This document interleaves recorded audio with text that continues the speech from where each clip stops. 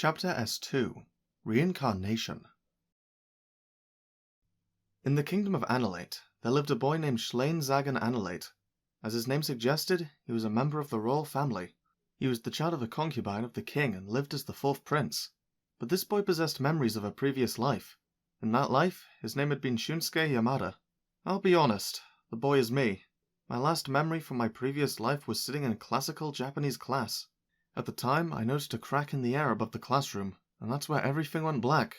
Rifts in space weren't a normal occurrence back on Earth, so whatever happened then is most likely why I died. Then, inexplicably, I was reborn with memories of my previous life, which was how I came to live in this game-like world where skills and levels are real. In this world, you actually have a status. How can this exist in reality outside of a game? I did wonder about that for a while, but I eventually gave up trying to figure it out. Instead, I realized it would be more fun to focus on the positives of living in this kind of world. Training would improve my abilities, and it was pretty fun to hone my strength like that. However, this world has its inconveniences too. You can't see anyone's status. The concept exists, yet you have to clear extremely strict conditions if you want to perceive it. See, there's this skill called Appraisal. With Appraisal, you can see statuses, but few people possess that skill. In order to acquire it, just like becoming a judge or an appraiser on Earth, you need a thorough education on how to judge the values of things, powers of observation to figure out the composition of substances, and other such high-level skills. No amateur would be able to manage that. And even if you could get the appraisal skill, it's extremely difficult to raise its level, so very few people have it in the first place. Really, all it actually takes to acquire appraisal is paying the right amount of skill points. But even though that's technically possible, you can't get any further once you have it. Raising the skill level of appraisal only requires using it. Every time you use appraisal, your proficiency rises, and if you reach a certain level of proficiency, the level goes up as well. However, it's using the skill that's the real problem. On the one hand, it doesn't require any magical power or energy. I know what you're thinking. Couldn't you just use it whenever you want then? It's not that simple. The catch is this. Whenever appraisal is used, the user gets hit with a headache and a drunken feeling. The degree seems to vary depending on the individual, but in the worst cases, some people will faint after using it only once. And even more talented users can appraise more than two things at once. Since each use is so rough, using the skill over and over to increase your proficiency would be incredibly punishing. As a bonus, the appraisal skill is worthless until it reaches a very high level, and so very people bother acquiring it. In fact, there are a handful of families that make a living serving as appraisers, passing the skill down through generations. So if you're wondering how anyone checks their status, the answer is with appraisal stones. An appraisal stone is a magic tool made through a special process, which allows the holder to temporarily use the skill. The level of the skill allowed by one of these stones depends on its quality. The number of stones in the world that grant level 10, like the one belonging to the royal family, can be counted on one hand. Naturally, you need special permission to use it, so basically only big nobles close to the royal family have any chance. Since I'm royalty myself, I can technically use it, but it's not like I can do that whenever I want. I pester Anna the maid about it repeatedly, but it can only be used once you reach a certain age. In fact, it turns out that your first time having your status appraised is considered a special occasion, so nobility and the like always hold a big formal ceremony for it, and I had to go through that ceremony too. In addition to the appraisal, this ceremony serves as the child's debut to greater society. Your appraisal results are revealed to everyone present, and all the adults start judging your value right then and there.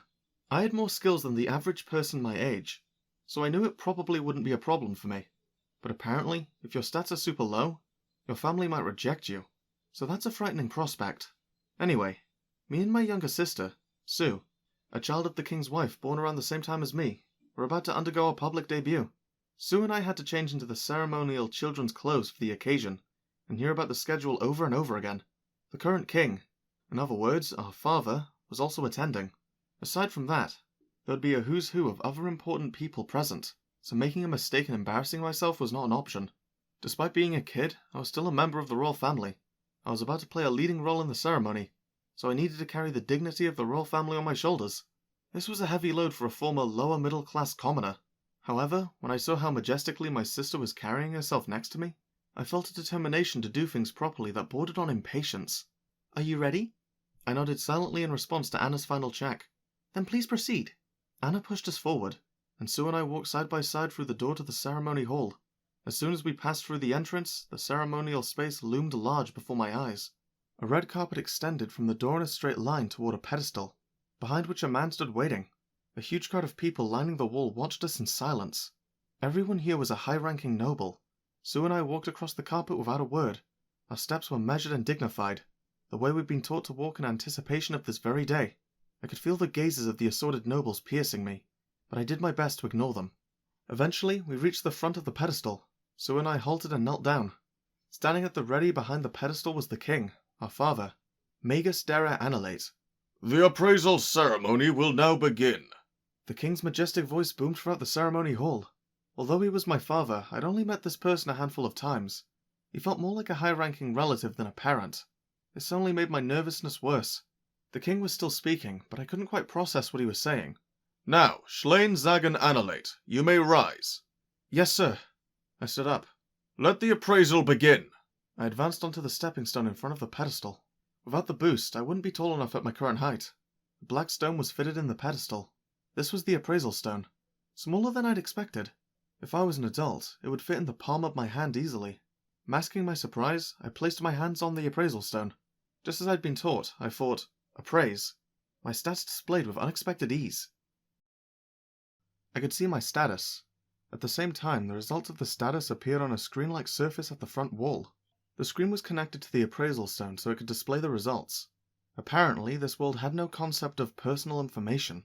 For me, the appraisal results appeared in Japanese, but on the screen, they showed up in the language spoken here. I've been wondering what would happen if it displayed in Japanese, but I guess the system accounted for that kind of thing. Voices stirred throughout the room. The king raised his voice and attempted to calm the crowd, but the tumult continued unabated. My status must have been unusual to warrant that reaction. Honestly, I kind of figured something like this would happen. My magic-related stats were relatively high. Anna had guaranteed that. By comparison, my physical ability was appropriate for my age. Well, it was still a lot higher than average, but it didn't deviate from the standard as much as my magic. So my stats were pretty unbalanced. As for the skills, a voice called the Word of God informed me whenever I leveled up a skill or gained a new one, so I already knew about most of them. But there were two I didn't recognize. One was Divine Protection, and the other had a name that looked like corrupted text. Curious about these, I tried appraising them. Divine Protection. You are protected by the heavens, making it easier for you to gain the results you desire in any situation. N percentage I equals W. Cannot be appraised. What's that? The Divine Protection thing was crazy. Definitely a skill that could be considered cheating. However, the phrasing, easier for you to gain the results you desire, must have meant that things won't necessarily go the way I want every time. It was still an awesome skill, but I shouldn't depend on it too much. What I didn't understand was the other one. Its name and the results of the appraisal result were equally cryptic. I had no idea what kind of skills it might be. The fact that the highest level appraisal stone available still yielded this result was especially mysterious. If this stone couldn't tell me, there was probably no way to find out the details of this ability. I didn't get it. Isn't that like the Duke's daughter? Yes, that prodigy. But His Highness is just as much of a prodigy as her. No, even more so. As the nobles continued their chatter, I heard repeated references to a Duke's daughter. Was there someone else who had similar stats? I thought Sue was the only one besides me. Quiet down! In response to the king's exceptionally loud shout, the ceremonial hall finally simmered down. The king handed me a piece of paper. It was a record of my results, magically printed from the screen connected to the appraisal stone. I accepted the paper reverently. Then I bowed and stepped away. With this, my appraisal ceremony was over. Now it was Sue's turn. Needless to say, another uproar filled the hall when Sue's appraisal showed results similar to mine. However, unlike me, Sue didn't have divine protection, or any mysterious corrupted skills. Aside from the minor uproar, the appraisal ceremony ended more or less without incident. But our unusually high stats wasn't the only cause of the disruptions. Listening in on the nobles with my enhanced hearing, I learned that skill points were normally only awarded when a person leveled up, so having 100,000 skill points at level 1 like I did was highly abnormal. Which reminded me, Sue had 0 skill points too. I figured this was probably because I was a reincarnation, but what really interested me was that the Duke's daughter was apparently born with skill points as well. From what I could tell, her appraisal ceremony had been just a few days before mine, and like me, she had incredibly high stats for her age, and skill points that she shouldn't have had. Apparently the Duke's daughter even had this garbled skill of corrupted text. A certain suspicion began to well up inside me. If my hunch was right, then I had to meet the Duke's daughter at any cost. An opportunity came sooner than expected. After the appraisal ceremony, a small reception was held in a separate venue.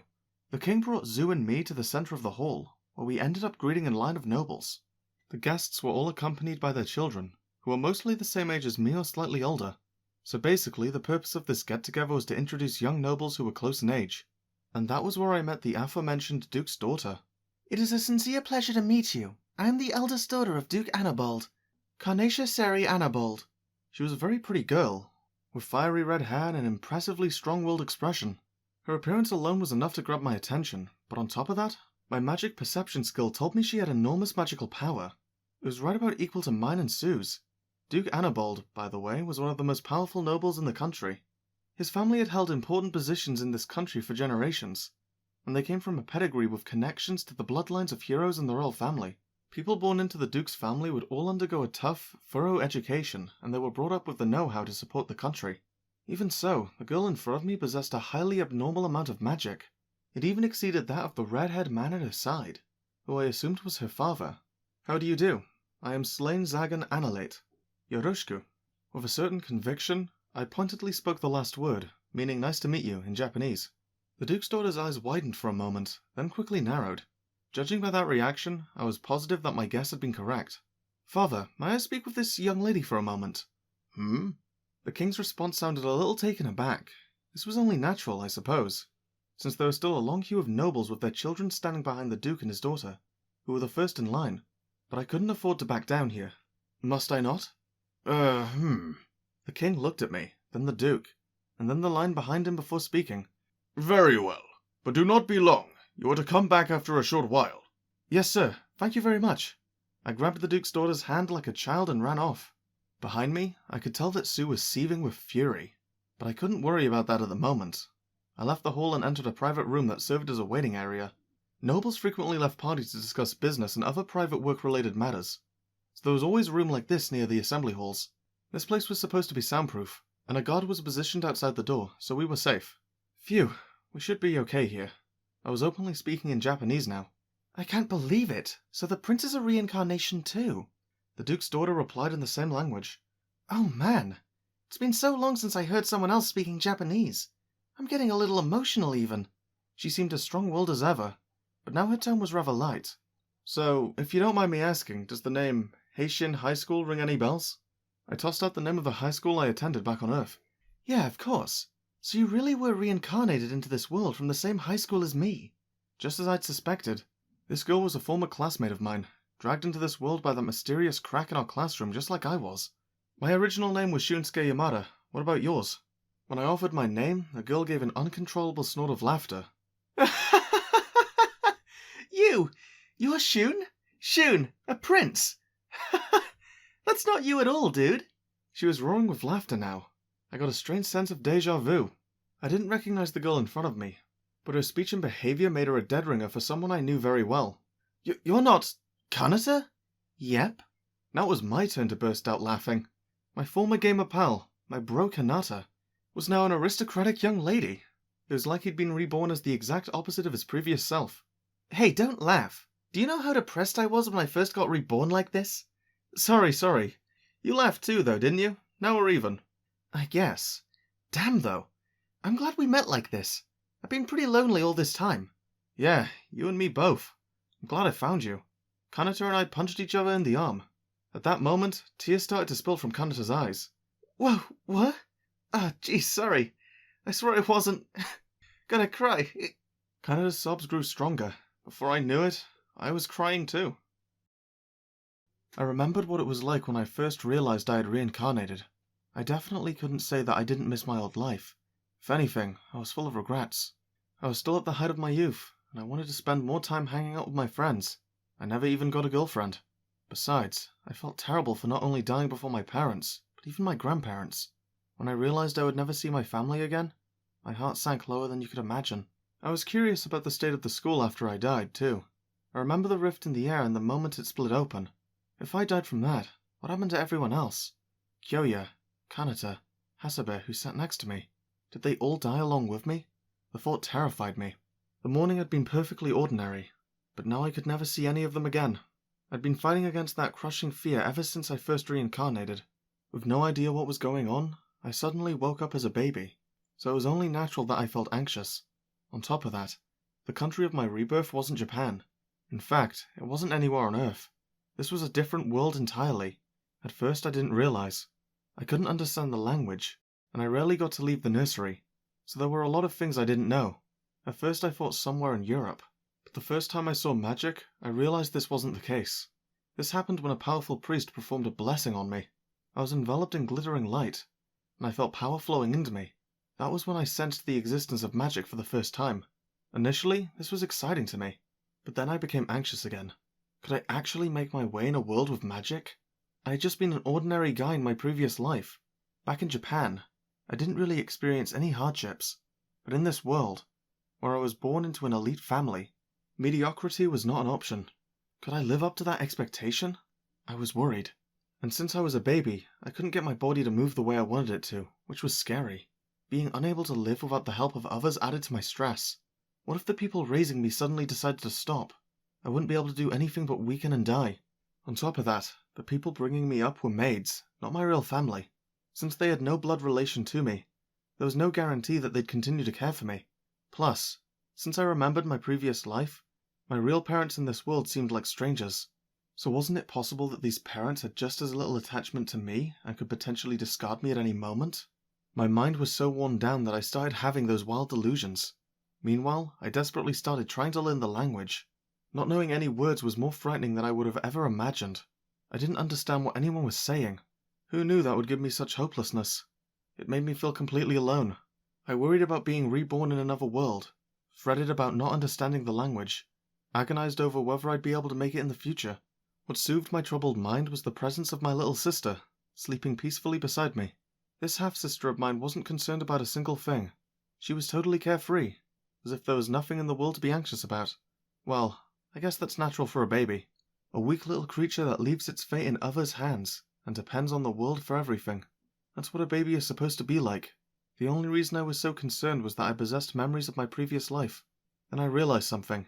Since I had my memories, I should at least be mentally above my sister. So why was I so full of anxiety when she was right beside me, being happy? I was her older brother. I shouldn't act as pathetic in front of her. I realized. An older brother is supposed to be cool. Maybe that was just pretension. But after that point, I stopped worrying so much. I hadn't completely gotten over my fears, but I knew I wanted to at least protect my defenseless little sister. I gradually learned more words, and slowly but surely I began picking up more information about this world from the bits of conversation I caught. Wanting to regain the range of motion I was used to as quickly as possible, I whipped my baby body into shape by moving around as much as I could. Thanks to that, I learned to crawl much sooner than normal. In this way, my desire to show up my younger sister motivated me. I wanted to be a big brother she could be proud of. However, I hadn't accounted for the possibility that she would turn out to be a ridiculous prodigy, who would imitate me and become nearly as strong. Kaneda must have experienced at least as much anxiety as I did. I mean, it must be jarring to live your whole life as a man, and then suddenly be reborn as a woman. I tried to picture enduring the stress of a newly found womanhood on top of all the fears I'd faced. That must have been harder than I could possibly imagine. And then I was reunited with my friend, whom I thought I'd never see again. I couldn't help being overcome with emotion. Without thinking, I moved to embrace the weeping Kanata. At that moment, a thunderous roar came from the door to the private room. What was that? Kanata looked flustered. I panicked for a moment too, but calmed down once I realized who was standing at the door. No, actually, I just panicked in a different way. A second roar blew the door inward. Standing outside the entrance with a magically fueled fist at the ready was Sue, who'd enhanced her physical strength with magic. Sue eyed the two of us, then locked onto Kanata. Sue, stop! If I hadn't hurriedly thrust myself between them, Sue's fist would have blown Kanata away. You can't have my brother, she muttered, latching onto me instantly. Your sister's scary, dude. Kanata muttered in Japanese. That was the day I was reunited with my first classmate.